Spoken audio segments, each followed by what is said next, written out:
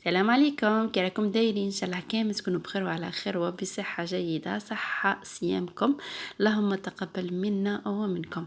وصفتنا تاع نهار اليوم راح تكون عباره عن تحليه جد سريعه ما فيها لا طياب لا داك لا جابك، بمقادير جد بسيطه بكريمه جد رائعه.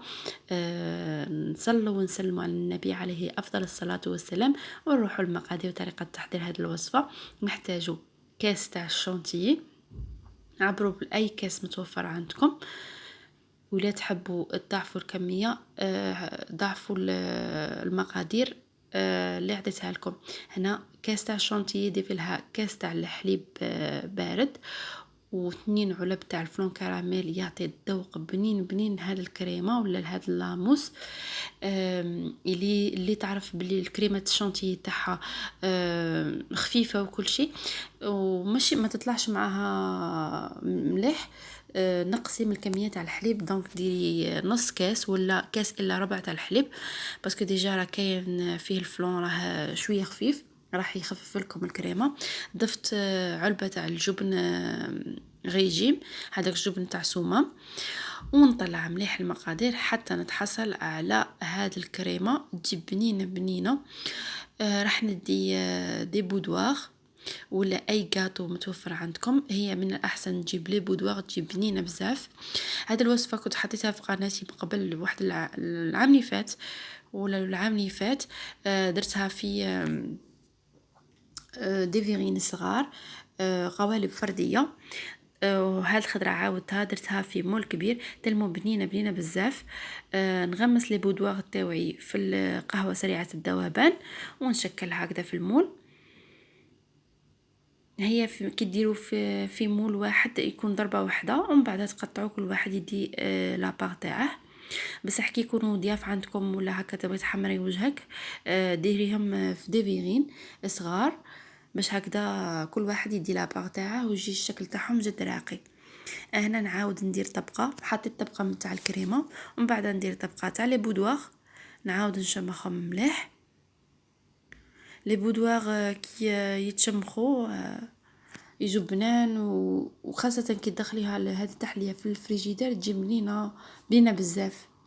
انا نعاود ندير طبقه ونبقى متواصله بهذه الكيفيه حتى نكمل جميع الطبقات.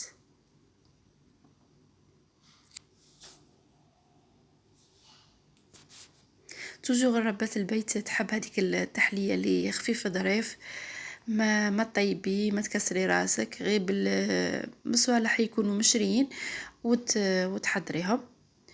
واللي توفر عنها غاتو تاني بالغاتو تجي شابه، وتزيدي تشبحيها تاني بالموز وبالكراميل وتزيدي لها المكسرات. المهم هي الصح راهي في هذه الكريمه اللي تجيب الفلون وبالجبن الريجيم تجي بنينه. هنا كملت كامل طبقات، راح نزينها من الفوق.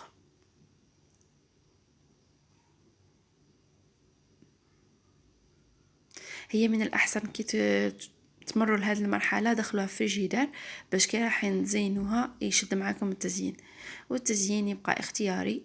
تقدروا تزينوا باي طريقه تحبوها. راكم تشوفوا الشكل تاع هذا المول تاعنا. هنايا راح نزينها بهذا تاع هذا الشكل اللي راهي ينباع في المحلات تاع رمضان كريم، ونحط فوقها الكاكاو البني. يجي شباب نغيروا شويه في الشكل، وبالطبع نتوما تقدروا ديروا فرشيطه وملعقه ومن بعد هكا تبودروا فوقها الكاكاو، ولا تقدروا ديروا اي شكل متوفر عندكم هكا. كما تقدروا تاني تزينوها بالموز ودير لها كراميل من الفوق، تجي بنينه وسهله وسريعه. ها هو الشكل النهائي تاع التحليه تاع نهار اليوم.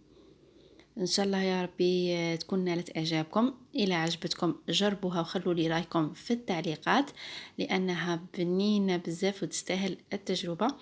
هيا ما تبخلوش علينا بهذاك الجام، من فضلكم ديروا جام ما راح يدي من وقتكم والو، وبارطاجوا مع الاصدقاء والاصحاب وفي الجروبات باش تعم فائده. والسلام عليكم.